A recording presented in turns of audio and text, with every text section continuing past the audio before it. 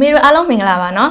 ပတ်စဉ်တနင်္လာနေ့တိုင်းရဲ့အစီအစဉ်ဖြစ်တဲ့ဆရာဝန်ကဏ္ဍနေပြီးတော့ပြန်လည်ကြိုဆိုလိုက်ပါတယ်ဒီပတ်မှာလည်းမေတို့ရဲ့မိကွန်းလေးတွေကိုပြန်လည်ဖြေချပြီးတော့ဆွေးနွေးပေးသွားမှာတော့ခလေးဆရာဝန်ဒေါက်တာဆိုင်းမြတ်သူပဲဖြစ်ပါတယ်ရှင်ဆရာမင်္ဂလာပါမင်္ဂလာပါညီမဟုတ်ကဲ့ဟုတ်ဆရာကိုဒီပတ်မှာလည်းမိကွန်းလေးတစ်ခုလောက်မေးချင်လို့ပါမေးပါရပါတယ်ဟုတ်ညီမကလေးကနှာဆေးနှာပိတ်ပြီးတော့ချောင်းဆိုးချွဲချက်တက်လို့ပါဆရာတဲ့ခလေးကိုဘယ်လိုတက်တောင်လုပ်ပြီးလို့ရမလဲတဲ့ဟုတ်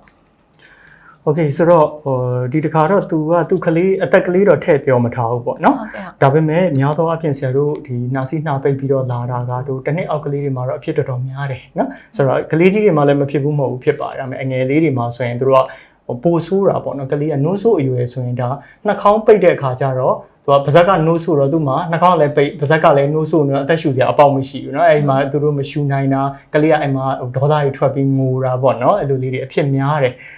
ဟုတ်ပြီဆိုတော့ဆရာတို့အရင်ဆုံးဒါနှာစီးနှာပိတ်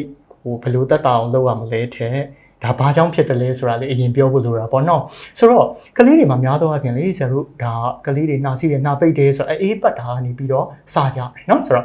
အေးပတ်တာကလေးကဖျားတဲ့အဆင့်အထိတော့မရောက်လိုက်ဘူးကွယ်ဒါပေမဲ့အေးတဲ့အခါမှာသူတို့နှာခေါင်းတွေစပြီးတော့ပိတ်လာတယ်နောက်ပိုင်းနှာရည်တရွှဲရွှဲနဲ့ဖြစ်လာတတ်တယ်နော်ဆိုတော့အဲ့တော့ကလေးတွေကိုဒါဒီလိုမဖြစ်ရအောင်ဆရာတို့အဓိကကလေးတွေအေးပတ်တာကလေးငယ်လေးတွေမှာဆိုရင်ခေါင်းနဲ့ရွက်ဖျားခြိဖျားလက်ဖျားဒါလေးတွေက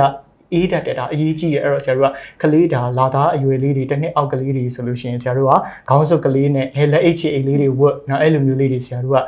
ထားပေးသင့်တယ်ပေါ့နော်အဲ့ဒါမှကလေးတော်ရုံနဲ့အေးမပတ်မှာကလေးကြီးဆိုလဲဒီလိုပဲတောက်ရှောက်သွားတဲ့အရွယ်ဆိုလို့ရှိရင်ကလေးကဖနှက်မပါဘူးတမန်တလင်းမှာရှောက်သွားတယ်နော်အောက်ကအေးတယ်နောက်တန်ပန်းနေနောက်လက်ရန်အေးတယ်ဟာစတီး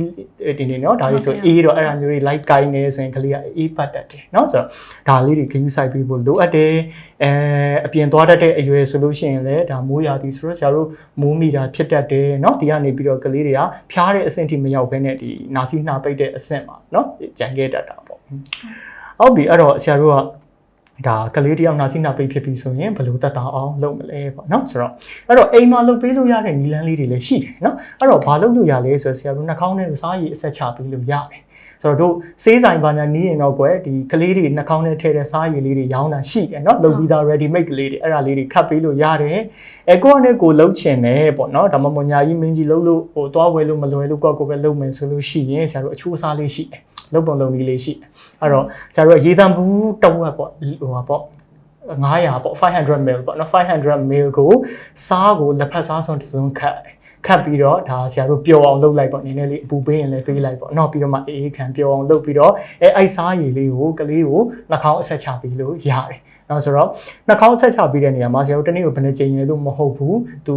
ပိတ်တယ်ဆိုဆရာတို့ပိတ်တဲ့လောက်ခတ်လို့ရတယ်ကွယ်အဲ့တော့တခုရှိတာတော့ဒါစားရည်ဖြောမယ်ဆိုလို့ရှိရင်သူကတစ်ခါဖြောပြီးလို့ရှိရင်တို့ပေါ့24နာရီပဲခံတယ်เนาะဆိုတော့24နာရီကျော်သွားလို့ရှင်တော့ဒါဒီစားရည်ကအစ်စ်ပြန်လုပ်ရလိမ့်မယ်เนาะဆိုတော့ဒါကတနည်းပေါ့နောက်ဘာလုပ်လို့ရလဲဆိုတော့ဒါနှာခေါင်းပိတ်တာကသူကအပူဓာတ်လေးရှိလာလို့ရှင်လေကလေးကနှာခေါင်းပြန်ပြီးတော့ပြန်ပွင့်တယ်လေအဲ့တော့ဆရာတို့ကရင်နွေးကြိုပြီးတော့ရင်နွေးစလုံးနဲ့ထည့်ပြီးတော့ဒီကလေးရှိတဲ့အခန်းထဲမှာထားပေးလို့ရတယ်တခုရှိတာအပူတော့မလောင်စေနဲ့ကလေးအပူမလောင်တော့ဂယူးဆိုင်ရလိမ့်မယ်เนาะတော့ကြတဲ့ကလေးကသွားဆွဲတာတို့ကင်တာတို့ဖြစ်မှာဆိုလို့